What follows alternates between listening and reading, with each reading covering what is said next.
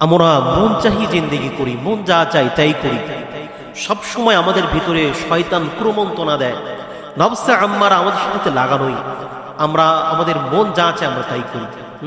মন চাচ্ছে আমরা গুনাহ করছি, মন চাচ্ছে টিভি সিনেমা অশ্লীল বেহায়াপনা, তারপরে মহিলারা বেপর্দায় থাকা, তারপরে যে এখন বর্তমান খেলাধুলা, সব দিক থেকেই মন যা চাচ্ছে তাই আমরা করছি।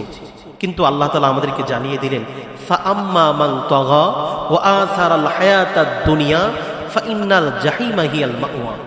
কিন্তু আল্লাহ তাআলা আমাদেরকে জানিয়ে দিলেন, ফাআম্মা মান তাগা, যে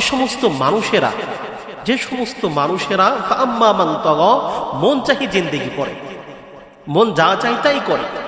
কোনটা গুনাহ হবে, কোনটা সওয়াব হবে, এইটা জাজ বিচার করে না, মন চাহি জিন্দেগি করে। তাদের ব্যাপারে আল্লাহ তাআলা বলেন, ফাআম্মা মান তাগা ওয়া আসারাল হায়াতাদ দুনিয়া, যারা মন চাহি জিন্দেগি করবে এবং ওয়া আসারাল হায়াতাদ দুনিয়া, আর এই দুনিয়াটাকেই ভালোবাসবে, এই দুনিয়ার বহুটাকেই ভালোবাসবে, সবকিছু ভাববে এই দুনিয়াই মনে হয় সবকিছু।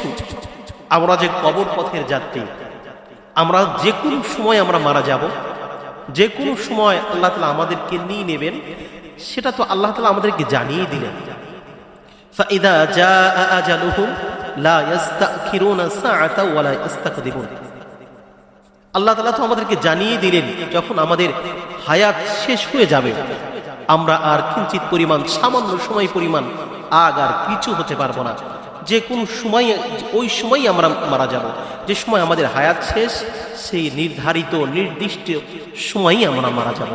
আল্লাহ তাআলা তো বললেন, ফাইদা জাআ আজালুহুম লা ইস্তাখিরুনা সাআতাও ওয়া লা ইস্তাকদিমুন, যে নির্ধারিত সময় আমরা মারা যাব। তারপরেও আমরা কেমন যেন আমাদের দুনিয়া আমরা করি, দুনিয়ায় থাকতে হবে, দুনিয়া অনেক টাকা পয়সার মালিক আমাদেরকে হতে হবে, দুনিয়াতে সবচেয়ে সুনাম খ্যাতি, যশ খ্যাতি অর্জন করতে হবে, দুনিয়াতেই আমার বাড়িটা সবচেয়ে ভালো থাকা লাগবে, সিটির মধ্যে শহরের মধ্যে বাড়ি থাকা লাগবে, দুনিয়াতেই যত কিছু, দুনিয়া আমার ছেলে সন্তান তাদেরকে এস্টাবলিশ প্রতিষ্ঠিত করতে হবে। এই যে আমরা ভাবি, এই যে আমরা জিনিসটা ভাবি যে আমাদের দুনিয়াটাই সবকিছু। তা আল্লাহ তাআলা বলেন, যারা মন চাহি জিন্দেগি করবে, গুনাহের দিকে লক্ষ্য করবে না, গুনাহ কোনটা, সব কোনটা, পুণ্য কোনটা, এইগুলো খেয়াল করবে না, এবং যারা দুনিয়ার মোহে পড়ে দুনিয়া করবে, দুনিয়াকে ভালোবাসবে, তাদের ব্যাপারে আল্লাহ তাআলা বলেন, ফাইন্নাল জাহিমা হিয়াল মাওয়া, তাদের স্থান হবে জাহান্নাম, তাদের জায়গা হবে জাহান্নাম। তারপরে আল্লাহ তাআলা বলেন, ওয়া আম্মা মান খাফা মাকামা রাব্বিহি ওয়া নাহান নাফসা আনিল হাওয়া, আর যারা ওয়া আম্মা মান খাফা মাকামা রাব্বিহি, যারা আল্লাহ তাআলার সামনে দণ্ডায়মান হওয়াকে ভয় করে। আমাদের সবার হিসাব নিকাশ হবে, আল্লাহ তাআলা আমাদের হিসাব নিকাশ নেবেন। এক হাদিসে আল্লাহর নবী তো বলেন, ইগতানিম খামসান ক্বাবলা খামসিন শাবাবাকা ক্বাবলা হারামিক। এক হাদিসে রাসূল করিম সাল্লাল্লাহু আলাইহি ওয়াসাল্লাম বলেন যে, তোমাদের যৌবনকালের হিসাব দাও, তুমি তোমার যৌবনকাল কিভাবে কাটিয়েছ তার হিসাব দাও। রাসূল করিম সাল্লাল্লাহু আলাইহি ওয়াসাল্লাম বলেন, আল্লাহ তাআলা তোমার যে সম্পদ দিয়েছিল, সেই সম্পদ, তুমি ধনী ছিলে, সেই সম্পদ কোন কাজে লাগিয়েছো সেটার হিসাব দাও। এবং আরো প্রশ্ন করবে যে, তোমাকে সুস্থতা দেওয়া হয়েছিল, সেই সুস্থতা অবস্থায় কি কাজ করেছো, আল্লাহর কোন ইবাদত করে হিসাব দাও। তখন আমরা কি হিসাব দেব? এই জন্য খুবই খেয়াল করতে হবে যে আমাদের যৌবনকাল কিভাবে কাটাই, বার্ধক্য, একটু বয়স বেশি হচ্ছে, কিভাবে কাটাচ্ছি। এর মানে আল্লাহ তাআলার সামনে দণ্ডায়মান হতে হবে, হিসাব নিকাশে দিতে হবে। আর এগুলো তো হবেই তো হবে।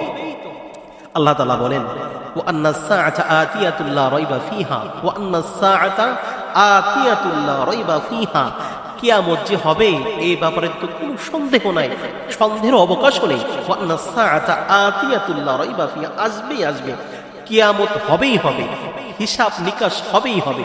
ফাইদা জাআতিত তাম্মা ফাইদা জাআতিস সাখা, কত জায়গায় আল্লাহ তাআলা বলেন যে কিয়ামত হবে।